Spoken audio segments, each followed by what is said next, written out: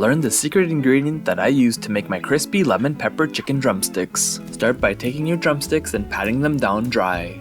Then, in a large plastic bag, combine the secret ingredient, baking powder, and to that, we'll add the lemon pepper seasoning.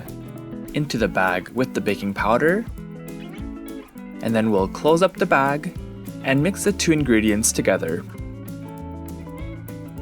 Open the bag back up, and then start placing your drumsticks in the bag with the seasoning mixture. Once they're all in, close up the bag really good, trapping some air into it, and then giving it a good shake so that all the drumsticks are covered. Remove the coated drumsticks from the bag and onto the prepared baking sheet. Then you're gonna take your cooking oil and give them a good spray. Place them in the oven for 25 minutes and then take them out, flip them over, and then spray them again. Into the oven they go for another 20 minutes, and they're ready. Find the full recipe at FrenchKissCook.com. Click on the icon to subscribe to our channel and on the video for more recipes.